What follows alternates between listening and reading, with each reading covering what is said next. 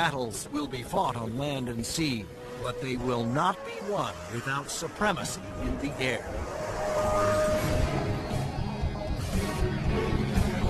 Enter the incredible world of 21st century combat.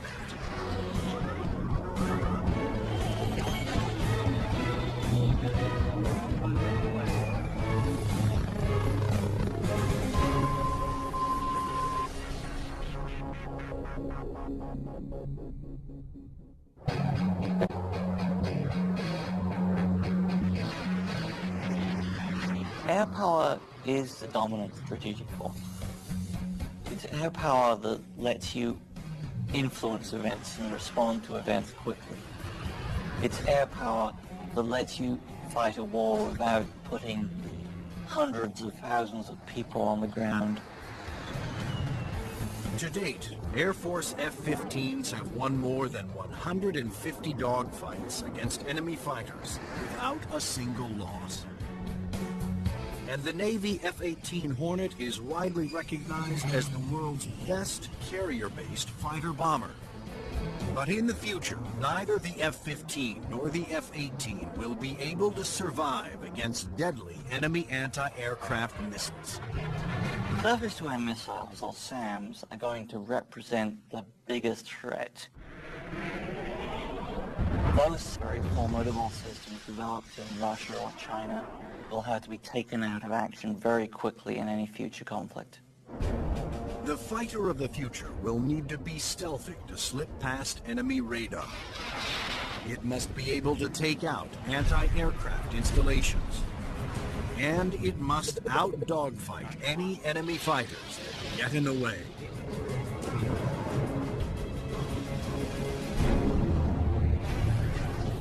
That future fighter is already here. The F-22 Raptor.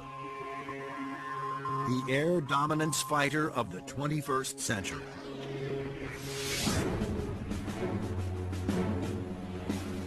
Developed by Lockheed Martin, this advanced tactical fighter has been designed to be the first plane to cross enemy lines, clearing the way for all other forces.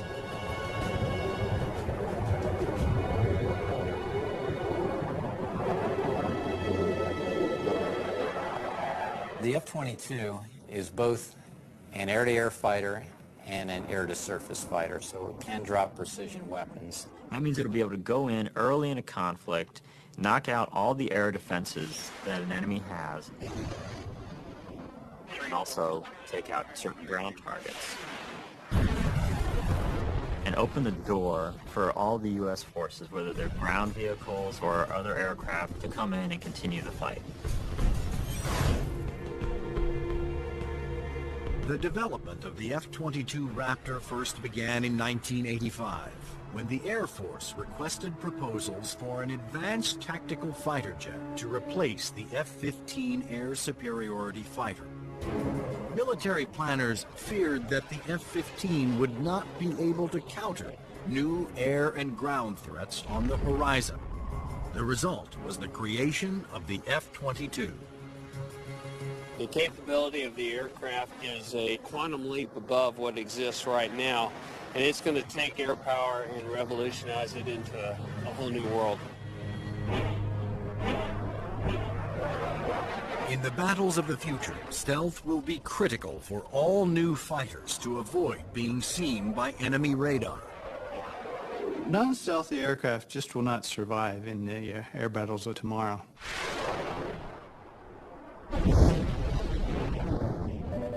Stealth technology was created to counter advances in radar. Radar works by sending out radio waves and measuring the amount reflected back to determine the distance, speed, and course of an object. But stealth aircraft are designed with surfaces that deflect radio waves away, making them nearly invisible to radar. The world's first stealth production aircraft was the F-117 Nighthawk. The reason that airplane is faceted is a limitation of the computer technology at the time. It's easier to model a finite number of flat surfaces than it is a bunch of curved surfaces. And while the aircraft was a breakthrough at the time, the facets limited the plane aerodynamically. But now, thanks to more powerful computers, engineers can design aircraft that do not have to sacrifice aerodynamics for stealth. The F/A-22's aerodynamic slickness allows it to have the lowest drag of almost any aircraft ever produced. The F-22's aerodynamic superiority, combined with its stealth and firepower, make it a far better adversary than any aircraft before it. The F-15, which the F-22 will replace, has been a very successful fighter, but it is not stealthy. The F-117, while stealthy, carries no air-to-air weapons and is not designed for air combat. It relies on stealth and mission planning to protect itself.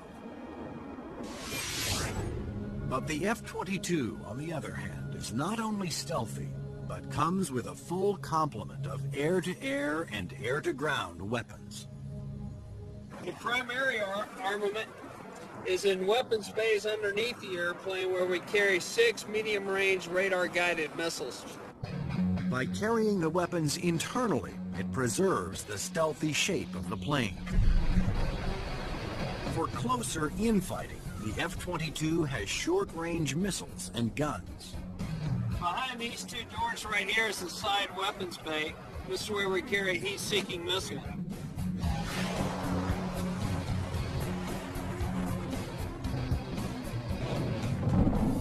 For close-in armament, the Raptor is equipped with the M61A2 cannon. The muzzle is hidden right behind this door right here. It's hidden because of the stealth characteristics of the airplane. The cannon carries 480 rounds and is capable of shooting 100 rounds a second. The F-22's advanced weapons systems will make it a formidable interceptor, as will its unique ability to find enemy aircraft without revealing its own position. When other planes use their radar, they become visible to every other radar system in the area. But that's not the case with the F-22. Perhaps the highest tech part of the airplane is the radome itself. Not only does the radome have to be stealthy, but it has to be able to transmit and receive its own radar signals. How the F-22 radar achieves that remarkable feat is classified. But what is known is that the F-22 can see enemy aircraft at a distance while remaining invisible to them.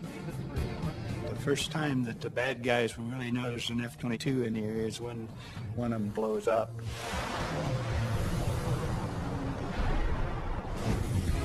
Along with its advanced radar system, the F-22 is the first fighter to have supercruise, the ability to travel faster than the speed of sound without using its afterburners. A jet's afterburners boost speed by pouring fuel directly into the hot blast of the engines, adding fiery extra thrust. But afterburners are also wasteful, consuming enormous amounts of fuel, dramatically affecting the range and duration of a plane's mission. But the F-22 doesn't have that problem. Without using afterburners, it can supercruise at an incredible 1.5 times the speed of sound, over 1,000 miles per hour. This is all about our pilots being able to go fast, minimize the amount of time they are exposed to any threat, do the mission that we've sent them to do, turn around and come home safely. The F-22 is presently the only fighter in the world with supercruise, but it wouldn't be possible without a very unique set of engines. The goals for Pratt & Whitney were to provide a transformational engine that the Air Force needed, one that was stealthy, maintainable, and fast. The F-119 PW-100 was developed by Pratt & Whitney after years of research. It sets the new standard for jet engines. Along with its incredible supersonic ability, the F-119 incorporates thrust vectoring. Here we are at the rear end of an F-A-22 Raptor. First thing you'll notice are the nozzles for the F-119 engines. In flight, during a maneuvering dogfight, they actually move up and down and vector the thrust of the engine to provide maneuverability. It helps us turn inside any foe, maneuver at low or high speeds to outmaneuver another airplane or potentially an enemy weapon that's headed towards us. The F-22's stealth, supercruise, and vector thrusting are impressive breakthroughs, but its most outstanding feature may be its ability to nearly fly itself through advanced computerized controls. It relieves the pilot of all the duties, gives the pilot total freedom to just look out engaged in the combat scenario. In addition to monitoring its own performance, the F-22 constantly gathers data on other aircraft in the combat area and presents the most important information to the pilot. We're going to have information passed to us from either unmanned vehicles or from off-board sensors so that we can integrate data and use that information for targeting. And it's the way that we are driving our forces in warfare. We are much more integrated with both other services and with other platforms, and the F-22 fits right into that concept. The F-22 Raptor's total package of avionics, stealth, supercruise, and thrust vectoring make it the most technologically advanced fighter today. I've never been in an airplane that accelerates as fast, that's as agile, the ability to turn very sharply, and just brings a great combination of the speed, the stealth, and the avionics to the fight that nobody else is going to be able to touch. But there will be future competitors, like the Russian Sukhoi 37, which features thrust vectoring and a radical forward swept-wing design. And the fifth-generation MiG, the 1.22, which some have nicknamed the F-22ski. The Russians are still very active aircraft developers. They've got a variety of technologies that they're continuing to improve upon and that can be made available to our future enemies. And so that's why we have to stay on top of the technology that we are developing and make sure that it is able to take out anything that other countries develop. When you look at the adoption by China of the Su-27 and the fact that it'll probably be modernized and improved, that brings up the need for more advanced fighter aircraft in the US. And that's one of the main reasons, I think, why the Air Force is so insistent on the need to have the F-22. In addition to Russia, other U.S. allies are producing advanced interceptors for export that are superior to the F-15, such as Sweden's JAS-39 Gripen and France's new Rafale. Germany, Italy, and the UK have joined forces to create a Eurofighter, the Typhoon. If these planes fall into unfriendly hands, the U.S. Air Force will need the F-22 to maintain their advantage. We're always going to go into war wanting to have that air dominance, and the F-22 is going to be the big boy on the block that can help us to do that. In future combat, the F-22 is to be joined by another stealthy aircraft, the F-35 Joint Strike Fighter, the ground attack bomber of the future.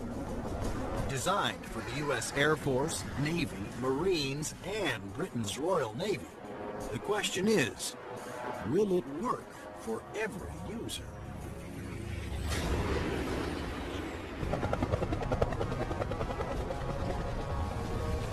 The rules of war have changed, brute force has given way to high tech, and conventional weapons of the past will no longer be effective. In future battles, the F-22 will be the first fighter to cross enemy lines, surgically removing air and ground targets. Next in, the F-35 Joint Strike Fighter, the attack bomber of the future. It will assume the air-to-ground attack role for the U.S. military. The F-35 can carry heavy weapons externally for maximum effect. But when a smaller payload is carried internally, it is nearly as stealthy as the vaunted F-117 Nighthawk. It has a significant amount of stealth capability to allow it to be used early on in a campaign, and it has a significant amount of weapons carrying and payload capability to be used at the later stages of the campaign. The threat to the airplanes may not be as significant and require less stealth. The development of the F-35 was driven by the Armed Forces' desire to save costs by creating a ground attack bomber that would meet the needs of the Air Force, Navy, Marines, and Britain's Royal Navy. Airplanes are becoming very expensive these days, and we had to do something to get the cost of these airplanes back down to a reasonable level. The F-35 is expected to cost about $40 million, one-third the cost of an F-22 Raptor. But could one basic airframe be designed to satisfy so many different military demands? Each armed service wanted a stealthy ground attack bomber, but the Marines also needed a plane with short takeoff and vertical landing capability. The U.S. Navy required a craft with larger wings, heavy-duty landing gear, and an arresting hook for carrier landings. And the wings would have to fold up to save deck space. The size and scope of the JSF program is pretty significant. The airplane is being designed to replace the F-16 and the A-10 for the Air Force, the AV-8B for the Marine Corps, and the FA-18 for the Navy. Unlike the twin-engine F-22 Raptor, the F-35 Joint Strike Fighter was designed around a single engine to keep down not only costs, but weight. A lighter plane can carry more weapons. For the Joint Strike Fighter, one of the keys of its mission is the ability to handle a large amount of ordnance and bring it to an enemy site. That all works better with a single engine.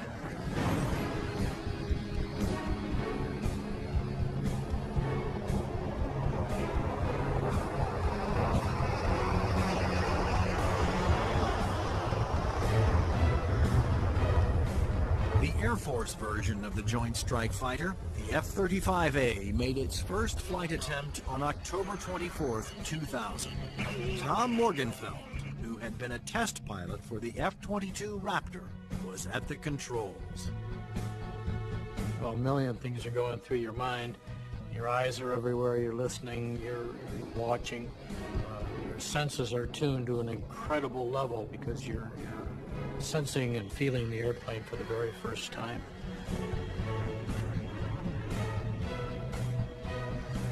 It flies wonderfully. It's definitely a pilot's airplane. The Air Force testing went smoothly. Next, a Navy version was built with heavy-duty landing gear and wider wings for the slow speeds needed to land on carriers. Navy test pilots flew touch-and-goes, demonstrating the F-35's ability to land within the space of a carrier's flight deck. But the most difficult challenge still lay ahead for the F-35 program. The Marine Corps needed a version that could perform short takeoffs and vertical landings, STOVL for short. The STOVL capability is extremely important to the Marine Corps because the airplane can go just about anywhere that the rest of the forces can go. It's not limited to needing a large runway. It doesn't need a really big ship to operate off of. Engineers at Lockheed Martin, the designers of the F-35 Joint Strike Fighter, took a hard look at the AV-8B Harrier, the STOVL fighter that the new aircraft would have to improve upon. The Harrier is a great airplane if you look at the fact that it's basically 1960s technology. It's achieving all those wondrous STOVL flight sort of maneuvers without the aid of a lot of computers. The Harrier's ability to take off, hover, and land vertically is achieved by vector thrust. The powerful force of its jet engine is directed downwards through 4 nozzles that can pivot 90 degrees. I was brought in because I am a Harrier pilot with almost 1,600 hours in that airplane. So all of the lessons learned I have from the Harrier airframe and operational experience I have, I was able to bring to the program and use those to help evaluate the X-35 STOVL version. For hovering, engineers gambled on a radical new system. They planned to supplement the vectored thrust method by harnessing the jet engine to a drive shaft that would power a fan to blast air downward. In 1991, we unveiled this shaft-driven lift fan system to the technical world. Some actually said, "You gotta be kidding me. Are you guys serious?" The lift fan required doors to open behind the pilot on the top and bottom of the plane to draw in more air. The fan would blast air down midship, while the jet nozzle in back swiveled, blowing its powerful exhaust down to create a balanced lift force. The shaft-driven lift fan system allows you to harness a lot more energy out of what the engine is producing. But harnessing a jet engine to a drive shaft proved to be extremely difficult. The mechanical energy we were dealing with in the shaft-driven lift fan system was very large. We had 28,000 horsepower being transmitted from the drive shaft from the main engine to the lift fan. And that's similar to the power going through a U.S. naval destroyer. The lift fan's ability to blend large amounts of cool air with the hot jet exhaust provided another important benefit. One of the things we learned in JSF was to combine the jet exhaust to get a lower combined temperature than the Harrier. This allowed us to avoid some of the problems with concrete where the concrete would actually burst and explode under the high temperature and high jet exhaust for the Harrier.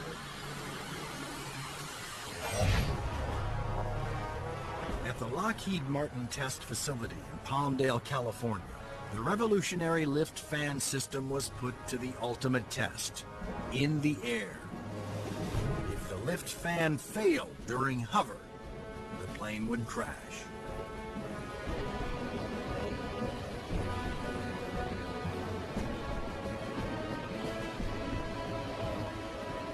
It made its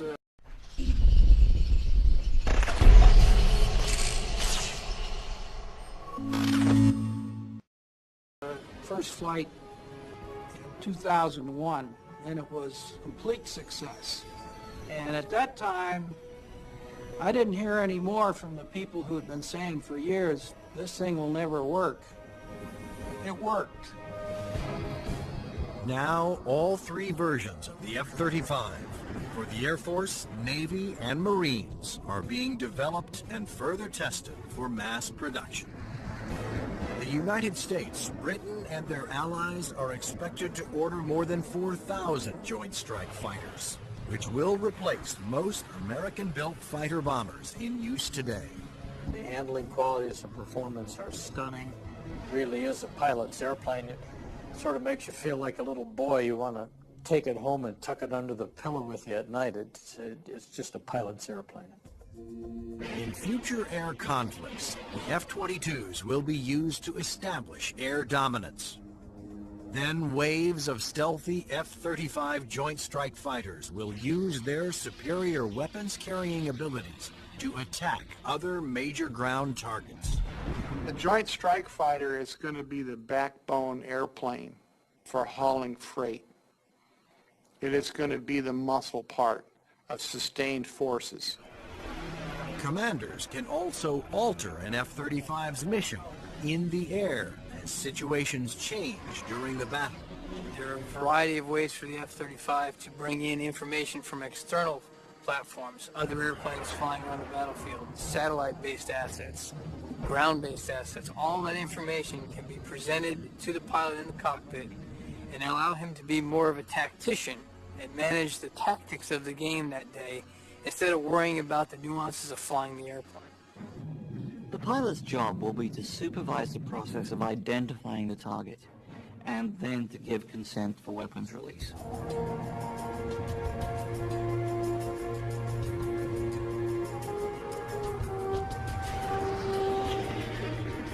The Joint Strike Fighter will be able to carry a wide range of weapons, to include the heavier weapons such as the 2,000-pound bunker busters and 2,000-pound blast weapons. The Joint Strike Fighter's 1-ton bunker busters and blast bombs will be guided to their targets with pinpoint precision by JDAM tail kits. The Joint Direct Attack Munition, or JDAM, is a kit that can be put on any bomb to give it the brains to know where to go, and the movable tail fins to guide it there. JDAM is a guidance kit that came after Desert Storm. This little round piece on the side there is an inertial navigation clock. Now this clock, instead of measuring seconds, measures feet. If you take the unit and you tell it where it is right now electronically, and then you move it back a foot or you move it up a foot, it measures every centimeter and every distance. The bomb knows the coordinates of where the airplane is, and it also knows the coordinates of where the target is. And when the weapon is released from the airplane, it simply flies from one set of coordinates to the other and does its thing when it gets there. Because a JDAM is directed by GPS, or Global Positioning Satellites, it can hit targets regardless of visibility. The way we use it is by employing it against targets that we cannot normally see visually, whether it is due to weather, smoke, haze, or just some sort of other thing that's obscuring the target.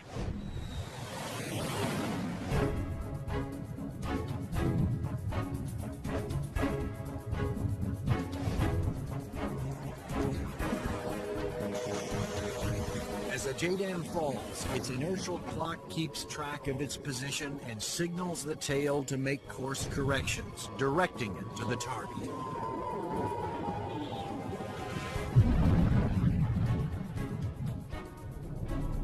The accuracy of new weapons like JDAMs will reduce collateral damage. It also makes the F-35 an even more formidable weapons system. The new weapons such as JDAM really reduce the need for the number of sorties, and that reduces our risk because we're not exposed to enemy threats as often. The F-35's combination of advanced weapons, avionics, and stealth will help it ensure its success over the battlefields of the future. U.S. military planners wondered if these same features could be utilized in a helicopter. They wanted a stealth helicopter. But could it be done?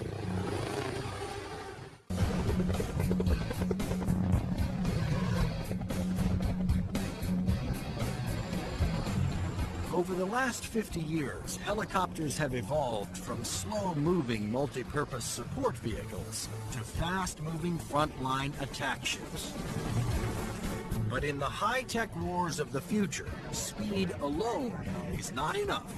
Information is the key. There's three elements that are critical to warfare. The ability for you to know more than the enemy, the ability to maneuver quickly around an enemy and gather more information about them, and the ability to provide precision and firepower at the enemy. In future conflicts, after the F-22 Raptors and the F-35 Joint Strike Fighters have cleared the way, Surveillance and attack helicopters will support ground troops as they move in to secure the area. We like to be down low where the action is, and we like to be down low where the threat can't see us. But at such low altitudes, helicopters are vulnerable to a wide assortment of ground-to-air weapons. All the simple systems, the guns, unguided rockets, the surface-to-air missiles, it's got to deal with all of that, and it's got to deal all of it effectively. The Pentagon has responded with a two-pronged strategy to counter this threat. Inexpensive, expendable unmanned helicopters and stealthy manned helicopters.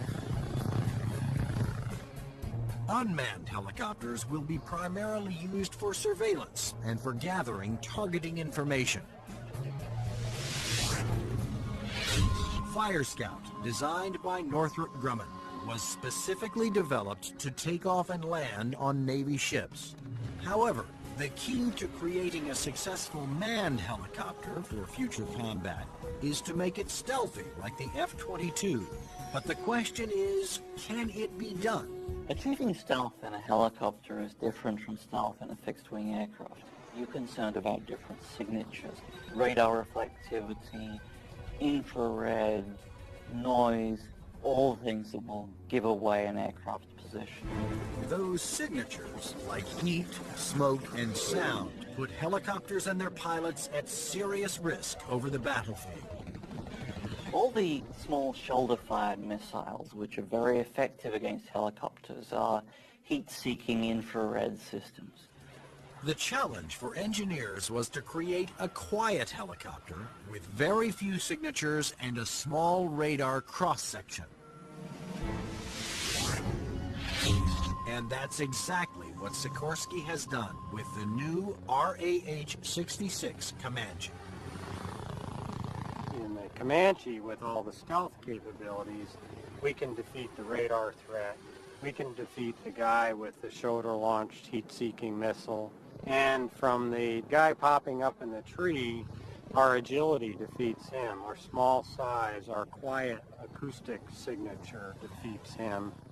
Often the first thing you hear from a helicopter is the sound of the wake from the main rotor hitting the wake from the tail rotor.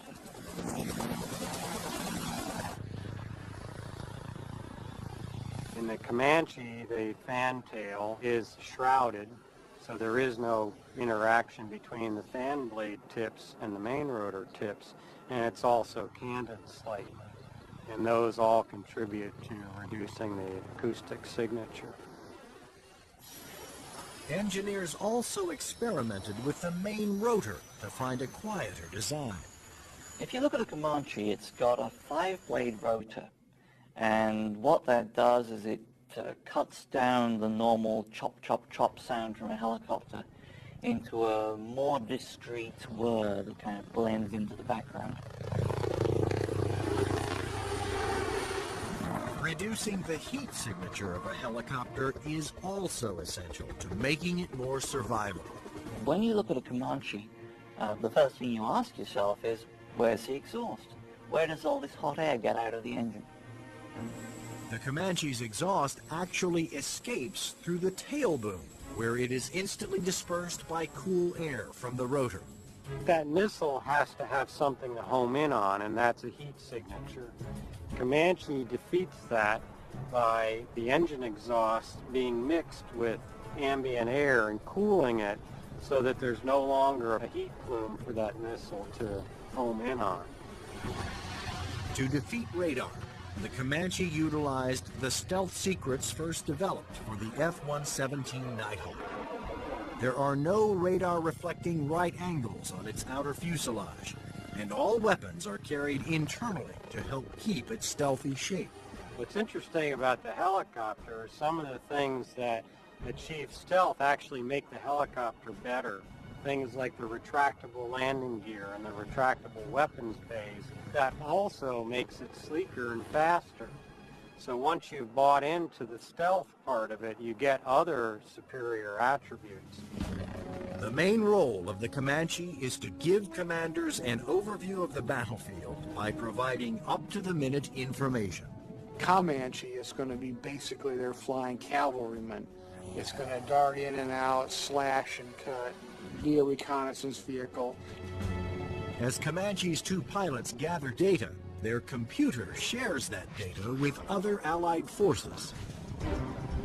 When the Comanche finds the enemy, he's going to kind of direct like a quarterback to apply the firepower to defeat that enemy.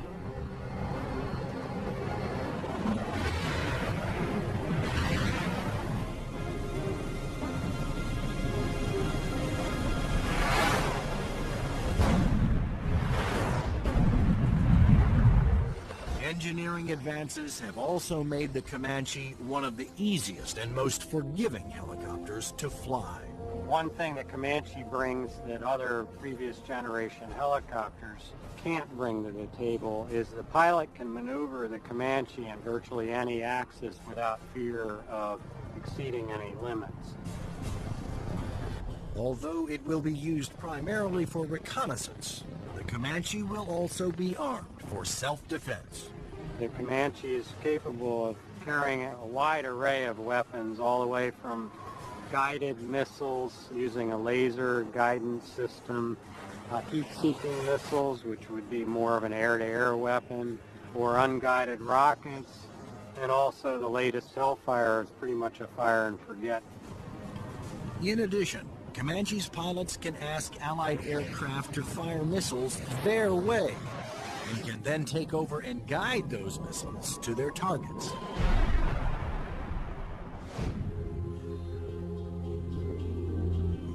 If the Comanche is hit, its computer system can often fix itself by reassigning vital functions to undamaged computer cards.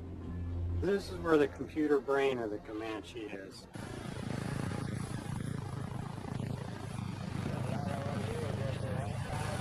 In support of its reconnaissance mission, Comanche can control as many as 5 unmanned aircraft. When the Comanche may be employed, it may have little vehicles that it launches out, so it has its own little eyes over the hill so it can see what's going on without putting itself at risk. In addition to launching its own unmanned air vehicles, Comanches may be aided on the battlefield by swarms of LOCAS, small intelligent missiles with their own computer brains. It's about 31 inches long, weighs a little over 100 pounds, carries a single warhead, has a laser radar. In other words, it has a scanning laser beam that generates pictures. The LOCAS also communicate with each other and cooperate in searches and attacks. You could have a swarm of LOCASes, each of which has its own eyes, each of which is thinking, but each of which is communicating with each other. Send that imagery back to the operators who could either use these as surveillance probes or, in fact, as weapons themselves. Weapons like LOCAS reflect the trends toward electronically linking all Allied forces and weapons so that information can be shared and used by all. By networking aircraft over the battlefield with surveillance platforms and other weapon systems, commanders can quickly change missions to take advantage of up-to-the-minute information. The key to the air battle of the future is not necessarily stealth, speed, or firepower. It's going to be information. Unmanned air vehicles, or UAVs, will provide a large part of that information while flying long-duration surveillance missions. So, will the Air Force of the future have no pilots? Since the very first use of airplanes in war, military planners have looked for ways to make aircraft more effective and more lethal. Once so secret their very existence was denied by the government, unmanned air combat vehicles, or UCAVs, are now poised to take the preeminent role in 21st century air combat.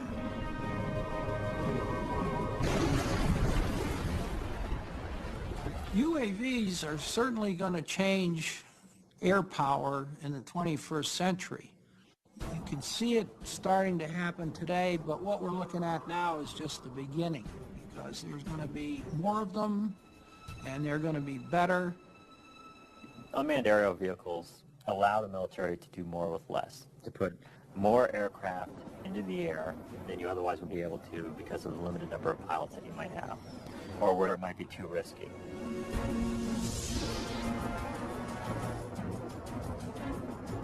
In the future, aircraft that have no pilots on board will carry out the most dangerous combat missions. Today, unmanned air vehicles, or UAVs, are already taking over the role of long-duration surveillance. UAVs don't have mothers. You lose a UAV in combat and nobody bats an eyelid. One of the earliest surveillance UAVs was the Predator. It was developed in the early 1990s. When you look at Predator, basically they start off as being long-endurance systems that can really persist over the battlefield. In Afghanistan, Predators provided critical real-time intelligence. And it was there that a Predator made an amazing transformation from surveillance to armed aerial attack. Fired a Hellfire missile, an Al-Qaeda convoy, and destroyed one of the vehicles in there. And at that point, crossed the line from an unmanned aerial vehicle into an unmanned combat aerial vehicle. Today, the new Predator B can carry up to 10 Hellfire missiles. Of course, its primary mission is still what the military refers to as ISR, or Information, Surveillance, and Reconnaissance.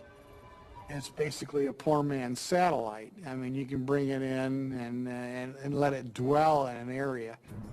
UAVs transmit important visual information to battlefield commanders via satellite or other data links. Once targets had been located, identified, and cataloged, these could be disseminated to other weapons and weapon systems. Reconnaissance UAVs have multiple ways of conducting surveillance. On clear days, they use specially stabilized optical lenses that can zoom to high magnification.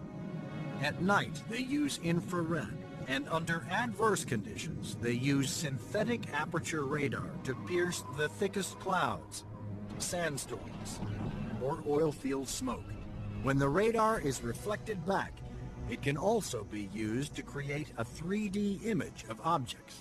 If the enemy chooses to use countermeasures or decoys or deception techniques, having to beat 3 systems is a lot harder than 1. The success of the Predator paved the way for the development of an even more advanced high-altitude jet-powered UAV by Northrop Grumman. It's called the Global Hawk, but unlike the Predator, it was designed to take off, fly its pre-programmed mission, and land all on its own, thanks to the GPS, or Global Positioning Satellite System. The Global Hawk is basically a much larger version of the Predator.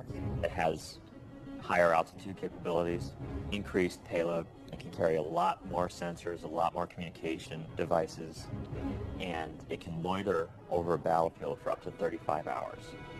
The Global Hawk can stay aloft for a day or more, providing constant near real-time video surveillance over an area the size of Illinois. Predator and Global Hawk give us an up-close view, which is something you can't get from a national asset, which would be a satellite type of thing. Though still in development, the Global Hawk had a dramatic impact during Operation Iraqi Freedom. A single prototype provided information to Allied forces on 55% of all time-sensitive targets, including mobile Scud missile launchers.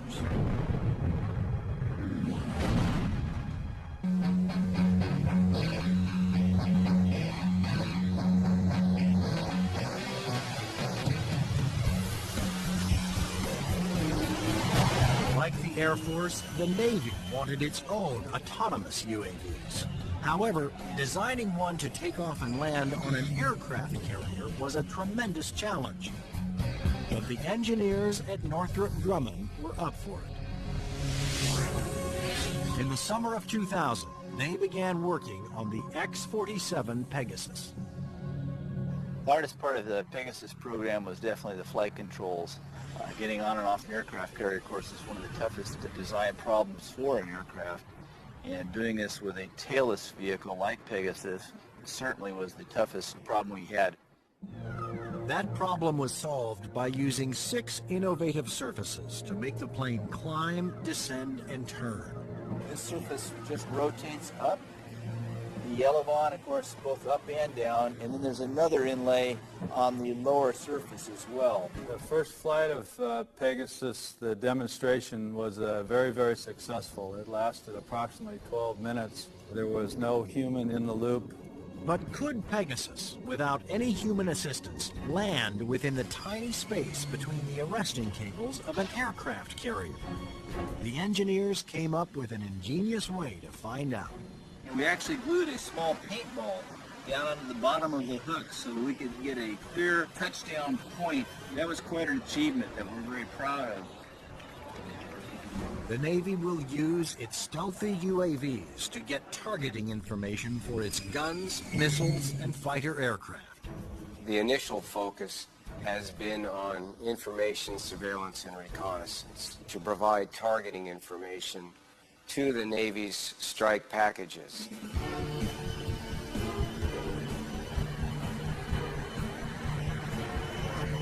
But many future UAVs, such as Boeing's X-45 unmanned bomber, will be heavily armed. Although flying pre-programmed missions, armed UAVs will still need human permission to fire.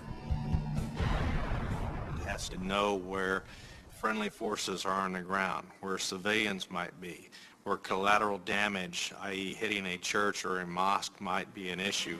So there is a element that we always retain where the human in the loop is important. You can have a weapon that's doing its own surveillance and has its own ability to engage a target. And that gives you a level of dominance that we're just emerging on right now. In the not-so-distant future, there will be even more radical aircraft and airborne weapons systems. Everything from electromagnetic pulse weapons to powerful airborne lasers to hypersonic aircraft that can fly to anywhere in the world in 2 hours or less. But how soon will these high-tech secrets become a reality?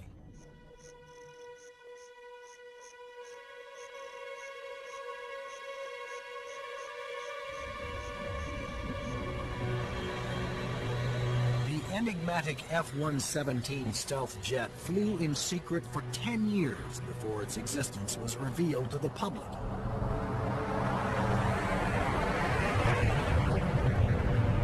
Some of the unclassified projects that are acknowledged by the Pentagon seem more like science fiction than reality. The military is designing a weapons system designed to neutralize an enemy encampment or factory without destroying it and scattering nuclear, biological, or chemical materials.